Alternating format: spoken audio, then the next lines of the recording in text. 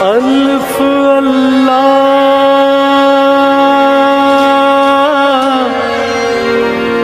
چمبے دی بوٹی میرے من وچ مرشد لائی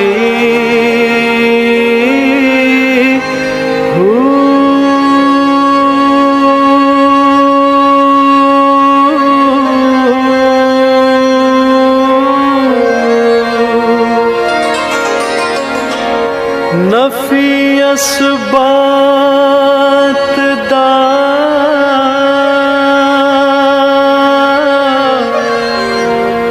پانی۔ السلام علیکم ورحمۃ اللہ وبرکاتہ۔ میں صاحبزادہ حسن رسول حسین آپ کی خدمت میں حاضر ہوں۔ آج ہمارے پاس حضرت سخی سلطان باہو رحمۃ اللہ علیہ کے سجادہ نشین حضرت پیر طریقت رہبر شریعت پیر خالد سلطان قادری صاحب مدظ اللہ علیہ تشریف فرما ہیں۔ چند دن قبل میری ان سے ملاقات ہوئی، ان کے والد مرحوم کی فاتحہ وہاں پر پڑھی گئی۔ اس موقع پر میں نے ان سے گزارش کی کہ آپ ہمارے پاس تشریف لائیں اور امت مسلمہ اور بالخصوص عوام اہل سنت کو کے سامنے کچھ ایسا لائے عمل آپ اور قبلہ والد گرامی حضور حجت الاسلام اشہ علامہ پیر محمد شفاعت رسول طال اللہ عمرہ، آپ جیسی شخصیات جب مل کر عام عوام کے لیے کچھ سوچیں گے تو یقیناً وہ ان کے لیے فائدہ مند ہوگا۔ آج اہل سنت کا شرازہ بہت بکھر چکا ہے، اور جب تک ان جیسی معزز شخصیات بیٹھ کر کچھ لائے عمل نہیں بنائیں گے تب تک میں اور آپ ادھر ادھر بھٹکتے رہیں گے۔ میں پیر صاحب سے درخواست کرتا ہوں کہ وہ بھی چند کلمات ارشاد فرمائیں۔ جی پیر صاحب۔ اولاد آدم ہونے کے ناطے سے اگر آپ ایک ہو جائیں اور آپ اس طرف توجہ دیں کہ ایک انسان کا قتل پوری انسانیت کا قتل ہے اور ایک انسان کا بچانا پوری انسانیت کو بچانا ہے، تو اس حوالے سے بہت زیادہ ہم آگے بڑھ سکتے ہیں اور پوری دنیا میں امن کا قیام عمل میں لا سکتے ہیں۔ آج جس طریقے سے ہمارے دیگر مذاہب کو ایک جگہ پہ چھوڑ کے صرف اپنی طرف اپنے مسلمانوں کے اندر دیکھا جائے، تو جس طرح ہم لوگ بنٹے ہوئے مختلف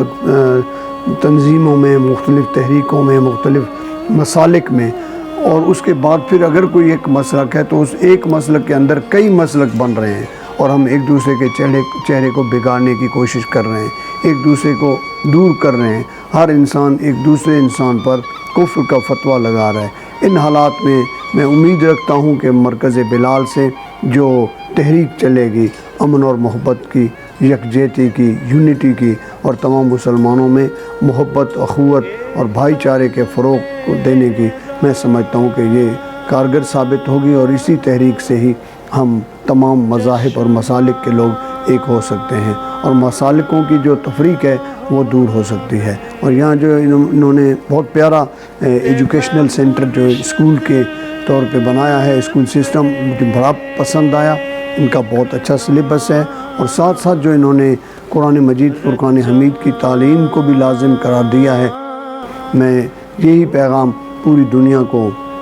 اور پاکستان کے ہر ادارے کو دینا چاہتا ہوں کہ ایجوکیشنل سسٹم میں سب سے اعلیٰ یہی ہے کہ قدیم و جدید دونوں تعلیمات سے مزین ہونا چاہیے، تاکہ لوگ دنیاوی تعلیم حاصل کر کے دنیا میں سائنس اور ٹیکنالوجی کے مقام میں سربلندی حاصل کریں، اور دین کی تعلیم حاصل کر کے رسول اللہ صلی اللہ علیہ وسلم کے سنتوں کو فروغ دیں، اور آقا دو عالم صلی اللہ علیہ وسلم کی تعلیم محبت کو عام کریں۔ یہ ہمارے لیے بہت اہم ہے۔ میں آپ کا شکر گزار ہوں، آپ کے صاحبزادگان کا تہ دل سے مشکور ہوں کہ جماعت اہل سنت کے مرکزی ناظم اعلیٰ کی حیثیت سے آج میں حاضر ہوا، اور ساتھ ساتھ میں یہاں پہ ایک پرانی دوستی کو نبھانے کے لیے حاضر ہوا۔ میرے والد گرامی کی تعزیت کے لیے آپ کے شہزادے وہاں تشریف لے آئے، اور پھر انہوں نے حکم لگایا تو میرا فرض بنتا ہے، لازم ہے کہ ہم حاضر ہوں اور اسی محبت کو اور آگے بڑھائیں اور یہ سلسلہ آگے سے آگے بڑھتا جائے۔ وآخر دعوانا ان الحمدللہ رب العالمین۔ بہت مہربانی پیر صاحب آپ کا کہ آپ تشریف لائے اور آپ نے اپنے خیالات کا اظہار کیا۔ اب میں مرکز بلال کے چیئرمین اور میرے والد گرامی حضور حجت الاسلام اشا علامہ پیر محمد شفاعت رسول طال اللہ عمرہ سے گزارش کرتا ہوں کہ وہ بھی امت مسلمہ اور عوام اہل سنت کے لیے کچھ ایسا ارشاد فرمائیں کہ جس سے ہمارے دلوں کو اور سننے والوں کے دلوں کو سکون مل سکے، اور کوئی لائے عمل بھی بنائیں اور اس پر عمل درآمد بھی ہو سکے۔ دیکھیے بلا والد۔ بسم اللہ الرحمن الرحیم۔ تاریخ انسانیت کا یہ المیہ اور ایک عالمگیر حقیقت رہی ہے۔ کوئی ایسی قوم تاریخ انسانیت میں نہیں گزری کہ جو آپس میں دست و گریباں بھی ہو، آپس میں اختلافات کا شکار بھی ہو، اور ان کے اختلافات تنازعات کی شکل اختیار کر جائیں اور وہ صبح و شام ایک دوسرے کے ساتھ مناظرے کی کیفیت میں ہوں، اور پھر وہ قوم اپنے وجود کو برقرار رکھ سکی ہو، ایسا ہرگز نہیں ہے۔ قرآن پاک میں اللہ تعالیٰ نے فرمایا ہے شرع لکم من الدین ما وصی بہ نوحا والذی اوحینا الیک وما وصینا بہ ابراہیم وموسیٰ وعیسیٰ ان اقیموا الدین ولا تفرقوا، کہ ہم نے حضرت نوح علیہ السلام کو شریعت دی، حضرت ابراہیم علیہ السلام کو شریعت دی، حضرت موسیٰ علیہ السلام کو شریعت دی، حضرت عیسیٰ علیہ السلام کو شریعت دی، نبی پاک صلی اللہ علیہ وسلم کو شریعت دی، اور اس سب شریعتوں میں اللہ رب العالمین فرماتے ہیں کہ میں نے اقامت دین کا حکم دیا، اور اقامت دین کا فریضہ انجام دینے والی وہی قوم ہوتی ہے جو اختلافات اور تفرقوں اور تفریق سے اپنے آپ کو دور رکھے۔ اس تمہید کا مقصد یہ ہے کہ امت مسلمہ کو اتحاد اور وحدت اپنے اندر پیدا کرنا ہوگا، اپنے ذاتی گروہی مفادات کو دین کے مفاد پر قربان کرنا ہوگا، ہم میں سے بڑوں کو چھوٹوں پر شفقت کرنی ہوگی، چھوٹوں کو بڑوں کا احترام کرنا ہوگا، یا بالفاظ ذکر جو اکابرین ہیں ہم میں انہیں اصاغر پر شفقت کرنی ہوگی، اور اصاغرین کو اپنے آپ کو اصاغر سمجھ کر اکابرین کا ادب اور احترام کرنا ہوگا۔ یقیناً آج کی گفتگو بڑی اہمیت کی حامل ہے۔ مجھ سے پہلے پیر طریقت رہبر شریعت صاحبزادہ پیر خالد سلطان صاحب سجادہ نشین دربار علی حضرت سلطان باہو نے گفتگو فرمائی، اور آج وہ پہلی مرتبہ مرکز میں تشریف لائے اور انہوں نے ہمیں عزت بخشی اور انہوں نے مرکز کے لیے دعائیں کی فرمائی۔ مگر اتحاد جو ہے وہ زبان سے نہیں، گفتگو سے نہیں، تقریروں سے نہیں، خطابات میں نہیں، بلکہ اتحاد کے لیے ضروری ہے کہ ہم عملی طور پر اس کے لیے قدم اٹھائیں۔ اس وقت پاکستان اور بالخصوص عالم اسلام کی جو کیفیت ہے قابل تشویش کیفیت ہے۔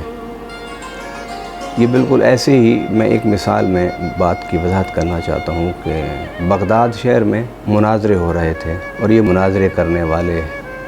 وہاں کتابیں لے کے بیٹھنے والے بے خبر تھے کہ کوئی ہلاکو خاں ان کی طرف بڑھتا ہوا آ رہا ہے۔ اللہ تعالیٰ پاکستان کی حفاظت فرمائے اور تا قیام قیامت دنیا کے نقشے پر پاکستان قائم و دائم رہے۔ ان دعاؤں کے ساتھ ساتھ ہمیں کچھ عملی طور پر بھی کرنا ہوگا، اور وہ یہ کہ دنیا کے ظالم جابر ہلاکو خان پاکستان اور عالم اسلام کی طرف نظریں گاڑ کے بڑھ رہے ہیں۔ پاکستان کی طرف اس لیے کہ پاکستان عالم اسلام میں وہ واحد ملک ہے کہ جسے اللہ تعالیٰ نے ایٹمی طاقت بنایا ہے، اور عالم اسلام کی طرف اس لیے طاغوتی قوتیں بڑھ رہی ہیں کہ رب العالمین نے عالم اسلام کو بے پناہ وسائل عطا فرمائے ہیں، بے پناہ منافع اور ذخائر عطا فرمائے ہیں۔ دنیا کی نظریں مسلمانوں کے پاس موجود جو خداداد ذرائع ہیں، منافع ہیں اور وسائل ہیں ان کی طرف لگی ہوئی ہیں، اور پاکستان کی طرف اس لیے کہ یہ ایٹمی طاقت ہے۔ ہم مسلمانوں کو آپس میں وحدت قائم کرنی چاہیے، آپس میں اتحاد قائم کرنا چاہیے، ہمیں اپنے اپنے مسلک باقی رکھتے ہوئے دین کی مفاد کے لیے اکٹھے رہنا چاہیے، اس لیے کہ دین اسلام ہی ہماری شناخت ہے، دین اسلام ہی ہماری پہچان ہے، اور دین اسلام وہ واحد دین ہے دنیا میں جس میں سب سے زیادہ انسانیت سے پیار اور انسانیت کی خدمت کا درس ہے۔ اللہ تعالی ہم سب کو اس امر پر سوچنے کی توفیق دے کہ ہم اپنے اپنے مسالک میں رہتے ہوئے اپنے اپنے مسالک کے علماء اور مشائخ، مقررین، خطبہ، واعظین کو ضابطۂ اخلاق سکھائیں کہ ممبر پر بیٹھ کے، مسجد میں بیٹھ کے، سٹیجوں پر بیٹھ کے تبلیغ کس انداز سے کرنی چاہیے، اور وہ ایک ہی انداز ہے تبلیغ کرنے کا کہ جس تبلیغ سے محبت کی خوشبو آتی ہو، جس تبلیغ سے نفرتوں کا خاتمہ ہوتا ہو۔ ہم اگر اپنے آپ کو اس اسلوب پر ڈالیں، اپنے مسلک کے علماء، مشائخ، خطبہ اور واعظین کو یہ اسلوب سکھائیں، اور اگر ہم میں سے ہر ایک اپنے اپنے مسلک میں یہ ذمہ داری ادا کرنا شروع کر دے تو یقیناً ملک پاکستان میں مسلکی اور مذہبی ہم آہنگی قائم ہو سکتی ہے، اور یہی وہ بات ہے جس کو اللہ تعالیٰ نے قرآن پاک میں اور نبی پاک صلی اللہ علیہ وسلم نے اپنی گفتگو میں بڑی وضاحت سے بیان فرمائی ہے۔ اللہ تعالیٰ ہمیں اتحاد اور وحدت کے راستے پر چلتے ہوئے دین کے سر بلندی کے لیے کام کرنے کی توفیق عطا فرمائے۔ وما علینا الا البلاغ۔